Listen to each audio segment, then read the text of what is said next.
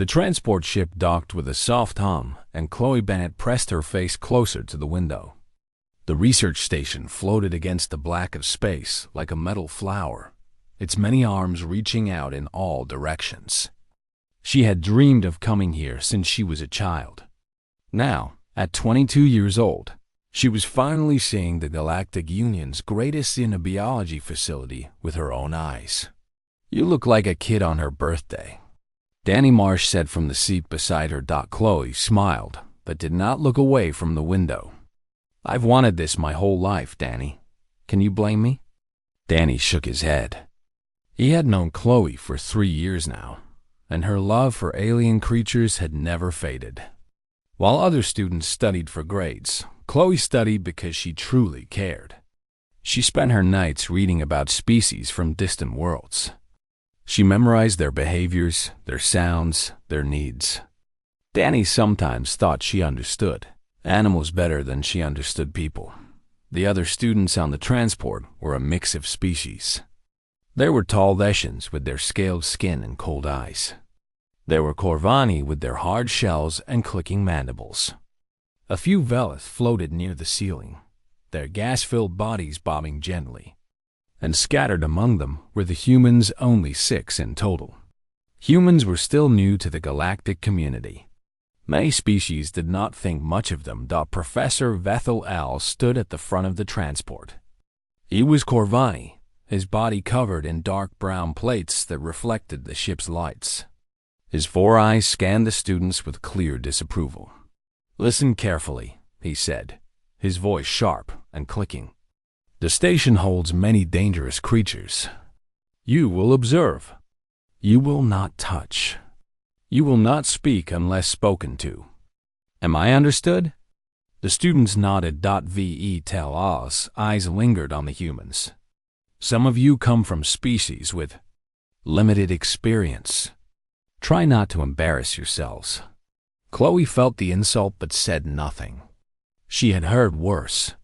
Humans were often called primitive, emotional, or weak by other species. She had learned to let the words pass through her. The station's interior was vast and white. Corridors stretched in every direction, lined with observation windows that looked into containment cells. Chloe saw creatures of every shape and size. Some were beautiful. Some were terrifying. All of them were fascinating, but there was one creature the professors talked about more than any other: the Viharok. It was captured 6 months ago, Professor Vethel explained as he led them down a heavily guarded corridor. It comes from a death world in the outer rim. Extreme gravity, toxic atmosphere, constant volcanic activity. Everything on that planet evolved to kill. Danny leaned close to Chloe. "Sounds like Earth," he whispered. Chloe almost laughed. He was not wrong. Earth was considered a death world, too. Most species were surprised that humans had survived there at all. They reached a massive door made of thick metal. Armed guards stood on both sides, their weapons ready. Professor Vethel pressed his claw to a scanner, and the door slid open. The observation room was dark. A single window stretched across the far wall, looking into a containment cell the size of a warehouse. At first, Chloe saw nothing but shadows. Then it moved. The Viharok was enormous. It stood on 4 powerful legs, each one thick with muscle. Its body was covered in dark scales that seemed to swallow the light. A long tail dragged behind it, and its head was broad and flat, with 6 eyes that glowed faintly in the darkness. When it opened its mouth, Chloe saw rows of teeth as long as her forearm. The other students stepped back from the window. Even the Thessians, who prided themselves on their courage, looked uneasy. But Chloe stepped forward. "It has killed every handler who entered its cell," Vethel said. 17 deaths so far. It cannot be controlled. It cannot be trained. After this observation session, it will be terminated." Chloe's heart sank. "Terminated? It is too dangerous to live," Vethel said simply. "There is no other option." Chloe watched the Viharok pace back and forth in its cell. The other students saw a monster. But Chloe saw something else. The way it moved. The way it held its head low. The way its tail twitched with every sound. She had seen this before. In dogs. In horses. In every frightened animal she had ever worked with. The Viharak was not angry. It was afraid. "Professor," Chloe said quietly, "the containment frequency. What level is it set to?" Veth Al looked at her with clear annoyance. "Level 7. Standard for predators of this class." "But the Viharak comes from a high-gravity world," Chloe said. "Its hearing must be different." "Level 7 might be causing it pain." Several students laughed. Adeshan behind her muttered something about soft human thinking. Vethel clicked his mandibles. "You have been studying xenobiology for 2 years, human. I have been studying it for 40. Do not presume to lecture me." Chloe fell silent, but she did not look away from the creature. It had stopped pacing. Its 6 eyes were fixed on the window. Fixed on her. For a moment, everything else disappeared. The laughing students. The clicking professor. The cold station air. There was only Chloe and the Viharak, watching each other through the glass. She pressed her hand gently against the window. The creature tilted its head. "I see you," Chloe whispered. "I know you're scared." The Viharak made a sound. Not a roar. Not a growl. Something low and rumbling, almost like a question. Then the lights flickered. Alarms began to scream. Red warning lights flashed across the ceiling. The guards raised their weapons. Professor Vedel shouted something, but his voice was lost in the noise. On the screens beside the window, words appeared in bright letters. Containment failure. Section 7. Breach imminent. The students scrambled for the door. Danny grabbed Chloe's arm, pulling her back, but Chloe could not move.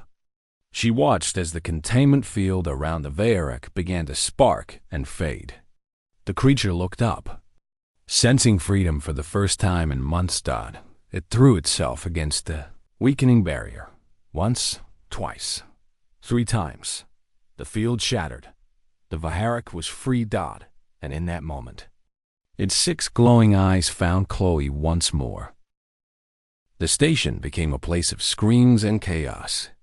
Students ran in every direction, pushing against each other, desperate to reach the escape pods. The alarms were so loud that Chloe could feel them in her chest. Danny pulled her arm harder. "Chloe, we have to go." Now, but her legs would not obey. Through the cracked observation window, she watched the Viharak step through the broken containment field. It moved slowly at first, like it could not believe it was free. Then it lifted its massive head and let out a sound that shook the walls. The guards opened fire. Bright energy blasts sucked the creature's scales, but they did nothing. The Viharak's hide simply absorbed the light. It turned toward the guards, and in seconds, they were gone. Chloe did not see what happened. Danny had finally managed to drag her through the door and into the corridor beyond. "Run," he said. "Just run." They ran. The corridor was filled with people. Korvani, Deshans, Valeth, humans, all of them running together, their differences forgotten in the face of death. Chloe heard Professor Vethel shouting orders somewhere behind her, but she could not see him. Then the emergency doors came down. Giant metal barriers dropped from the ceiling, sealing off sections of the station. One crashed down directly between Chloe and Danny. "Danny!" Chloe screamed, slamming her hands against the cold metal. "Chloe!" His voice came through muffled and distant. "Chloe, can you hear me?" "I'm stuck," she said. "The door came down. I can't get through." There was silence on the other side. Then Danny spoke again, his voice shaking. Okay, listen to me. There has to be another way around. Just stay calm. Find somewhere safe to hide. I'll find help. I'll come back for you. Danny, I promise," he said. "Just stay alive." She heard his footsteps fade away. Chloe stood alone in the sealed corridor. The lights above her flickered. The alarms had stopped, replaced by an emergency broadcast that repeated the same words over and over. All personnel evacuate. Containment breach in progress. All personnel evacuate. She started walking. The corridor led deeper into the observation wing. This was the section where the most dangerous creatures were kept. Most of the cells were empty. Now the creatures had been moved or destroyed during the breach. But the lights were failing, and shadows filled every corner. Chloe heard something behind her. A heavy footstep. Then another.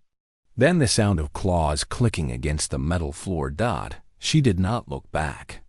She pushed open the nearest door and slipped inside. It was a storage room, filled with equipment and containers. She pressed herself against the wall and held her breath. The footsteps grew closer.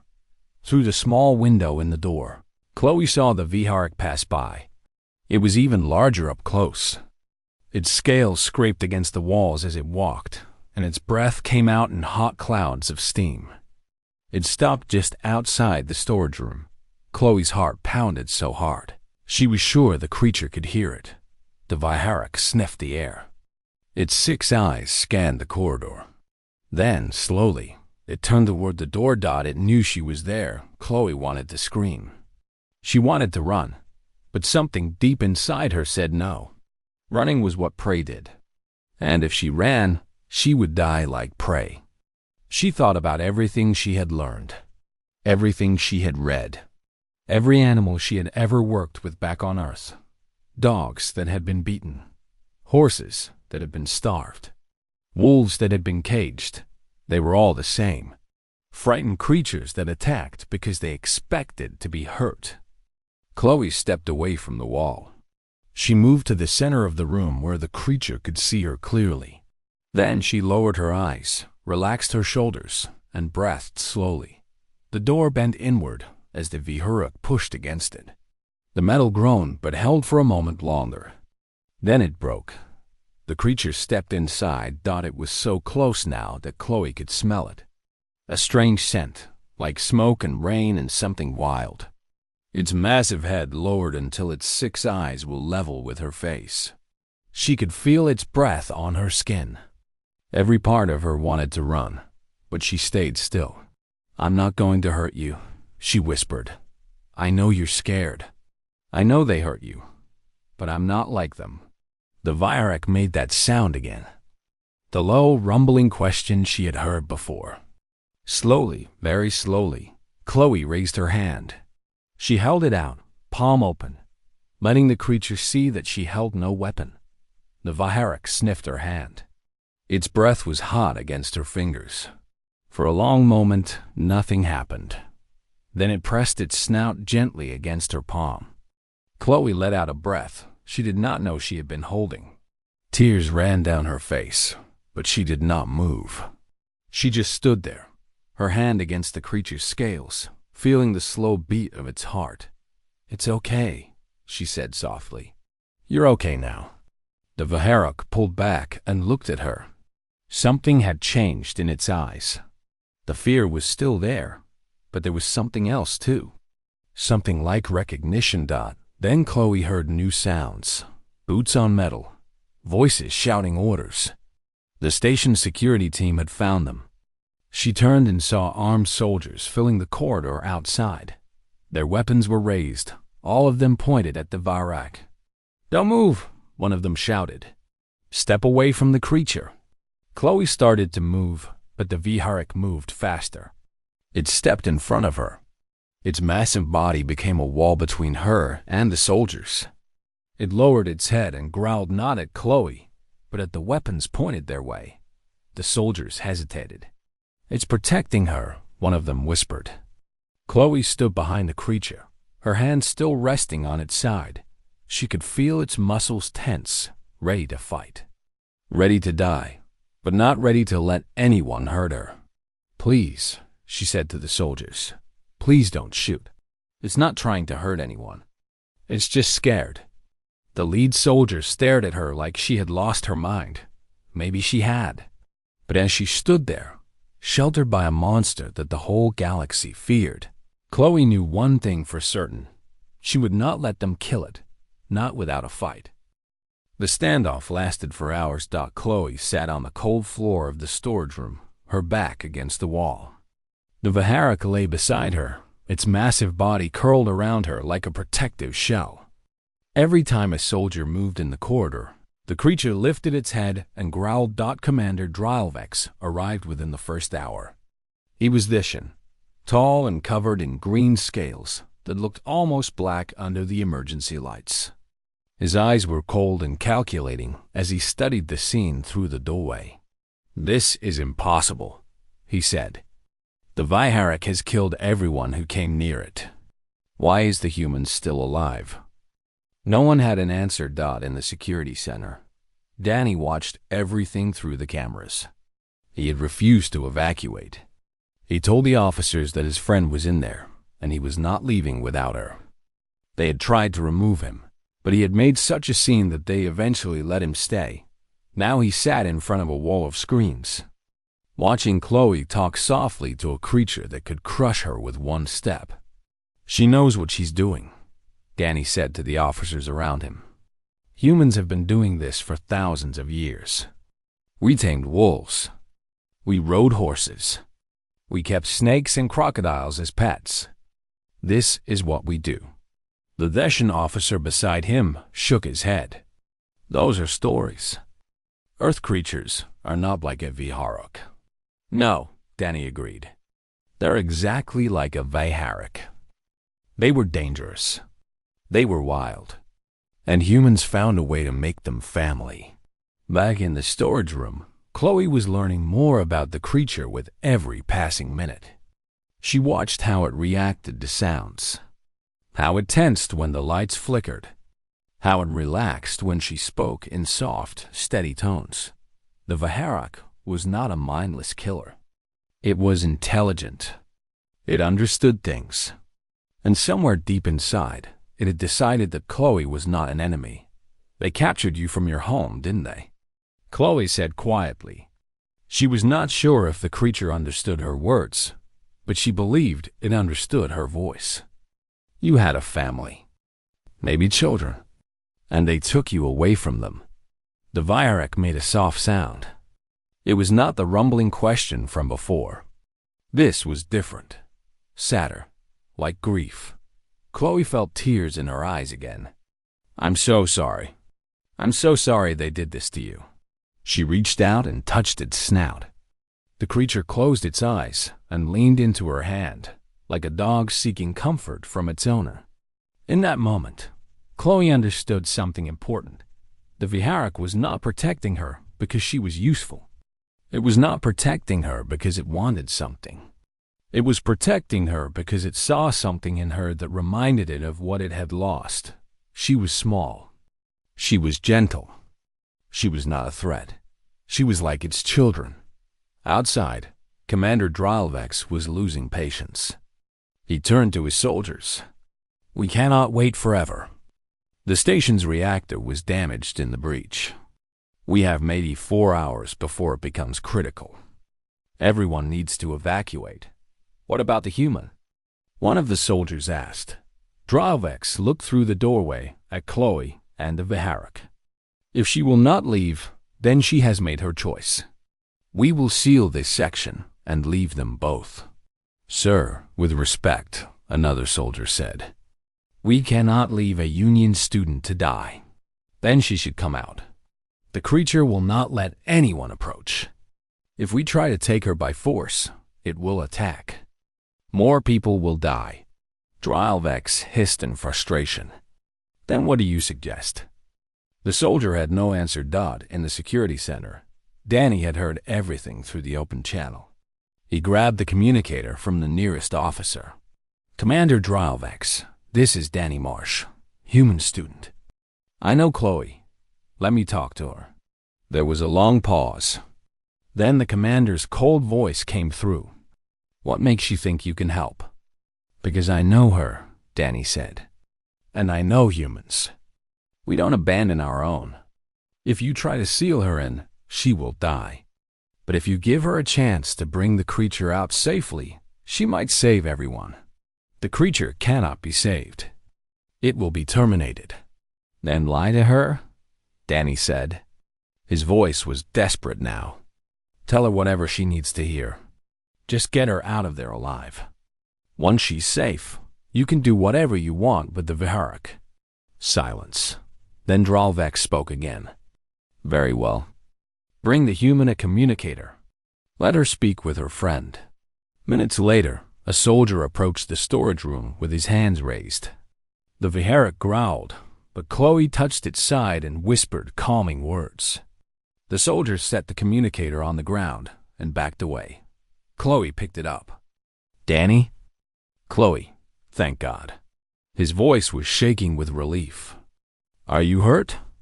"No, I'm fine. The Viharak isn't hurting me." "Danny, you have to tell them. It's not dangerous. It's just scared." "I know. I believe you. But Chloe, you have to get out of there. The reactor is damaged. The station is going to explode." Chloe looked at the creature beside her. Its 6 eyes were watching her, waiting for her to make a decision.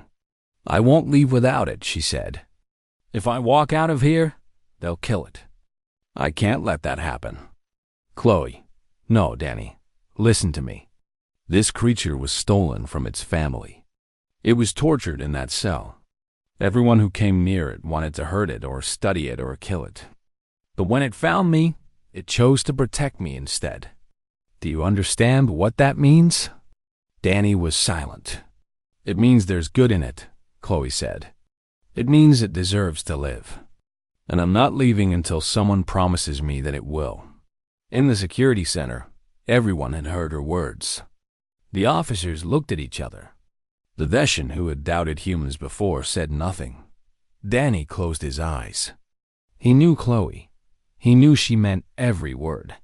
She would die in that room before she abandoned the creature that had chosen to love her. "Okay," he said into the communicator. "Okay, Chloe, I'll find a way. I promise. Just stay alive. I'm going to find a way." He set down the communicator and turned to face the officers. "I need to speak with Commander Dralvex," he said. "Now." The argument lasted 30 minutes. Danny stood in front of Commander Dralvex and refused to back down. "There is a cargo transport in Bay 7, Danny said. "It's big enough to hold the Viharak. If Chloe can lead it there, we can seal them both inside and take them off the station." "And then what?" Dralvex asked. "We release a deadly predator into the galaxy." "No, we take it somewhere safe. A sanctuary. A protected world. Somewhere it can live without hurting anyone." The Veshan commander stared at Danny with those cold reptilian eyes. "You are asking me to risk the lives of my crew for an animal. I'm asking you to give one creature a chance to live," Danny said. "And to save the life of a human student who is too brave to save herself." Dralvex was silent for a long moment.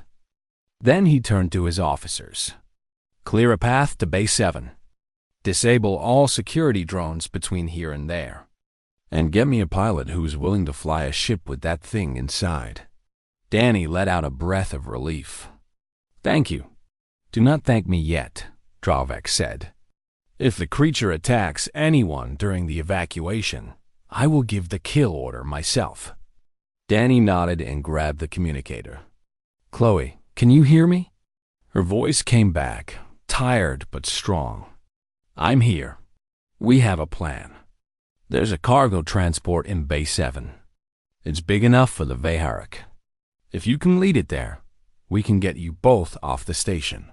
There was a pause. "They're not going to kill it?" Danny hesitated. He thought about lying. It would be easier. But Chloe would know. She always knew. "They've agreed to take it to a sanctuary," he said. "I don't know if they'll keep that promise. But it's the only chance we have." Another pause. Then Chloe spoke.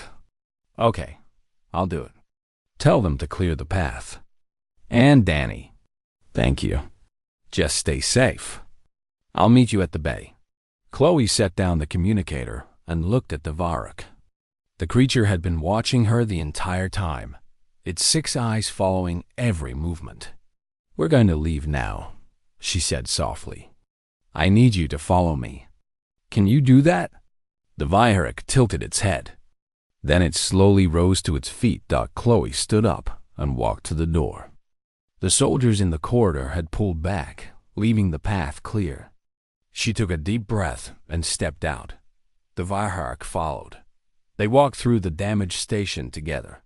Chloe moved slowly, keeping her body language calm and relaxed.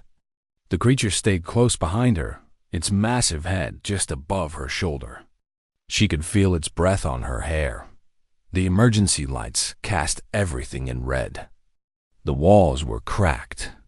Sparks flew from broken panels. The station was dying around them. They passed empty cells and abandoned equipment. They passed bodies that Chloe tried not to look at. The Varrock had killed many people during its escape.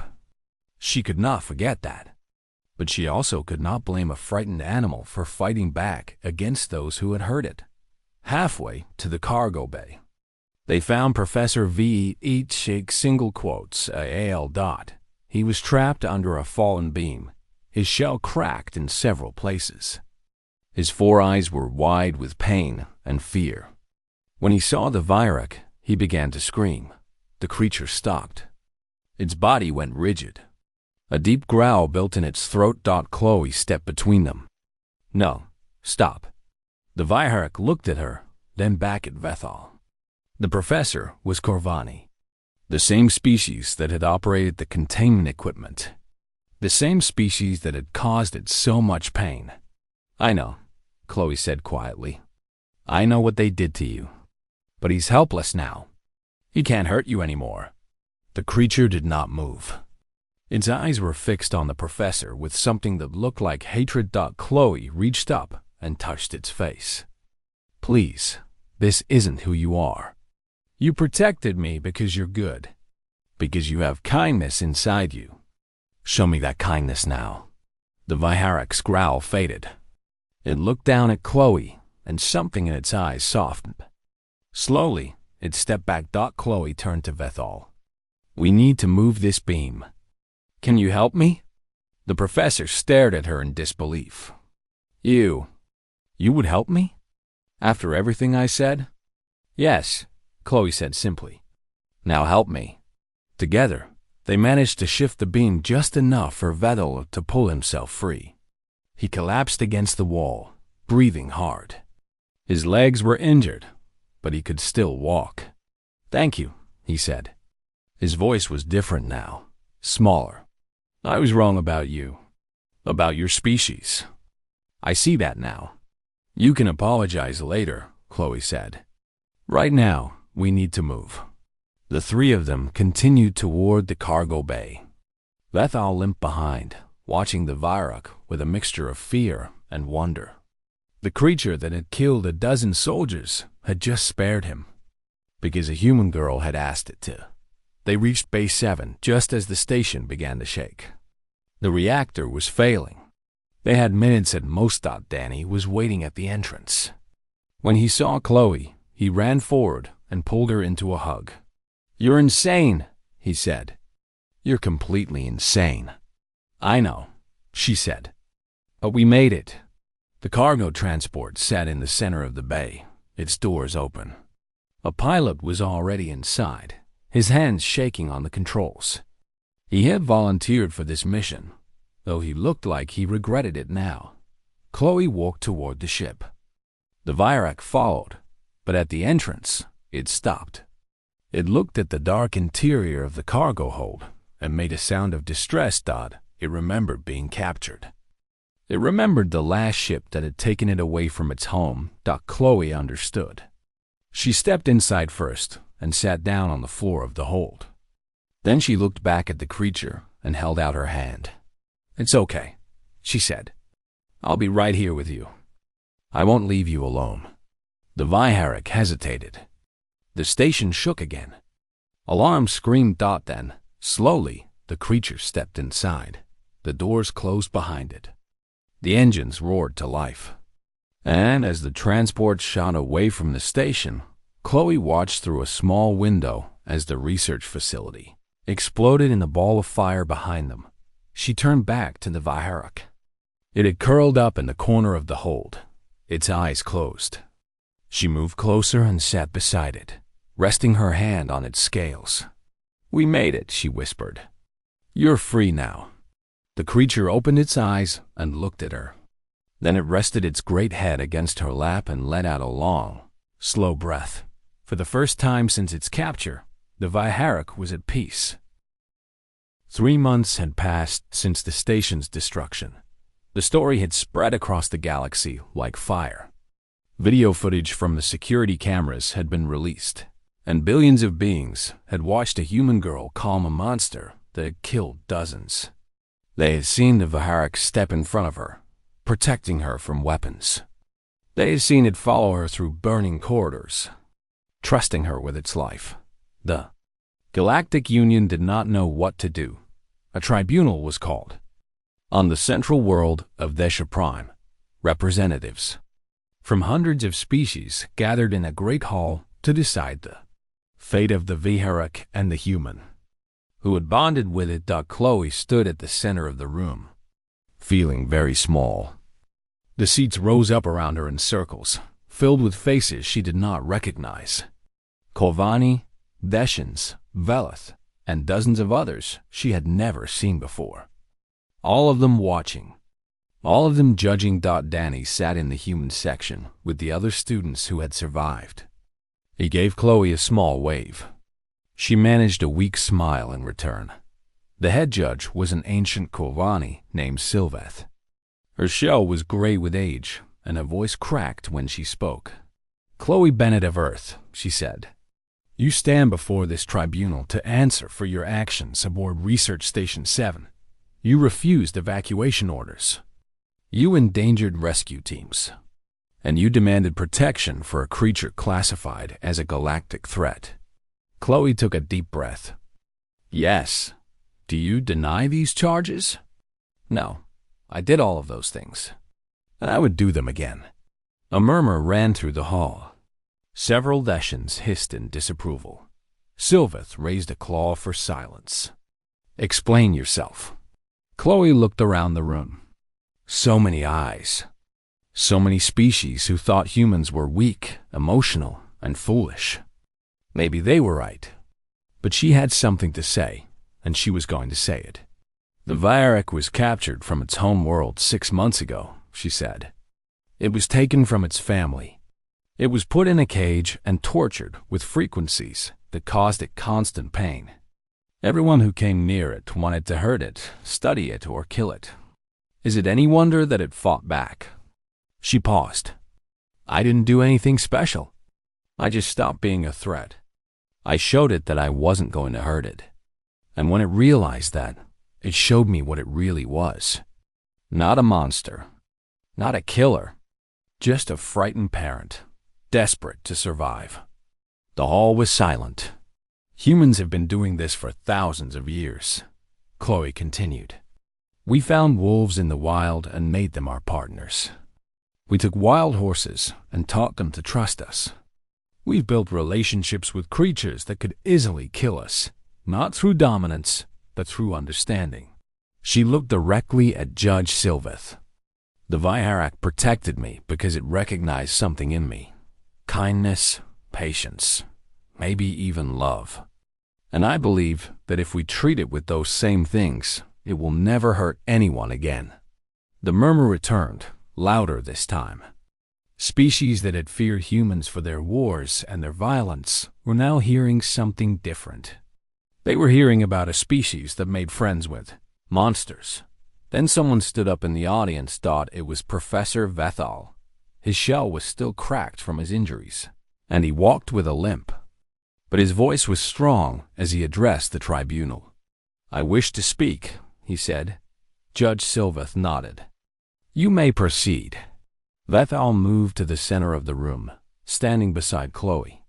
He looked at her for a moment, then turned to face the judges. I have studied xenobiology for 40 years, he said. I have always believed that humans were a lesser species. Emotional, irrational, weak. I said these things to Miss Bennet on the day of the incident. I dismissed her concerns about the Viharok's treatment. He paused. I was wrong. The hall went quiet. The Viharok had every reason to kill me, Bethel continued. My species designed the containment systems that tortured it. When it found me trapped under that beam, it wanted to destroy me. I could see it in its eyes. He looked at Chloe. But this human girl stepped between us. She asked the creature for mercy. And it listened.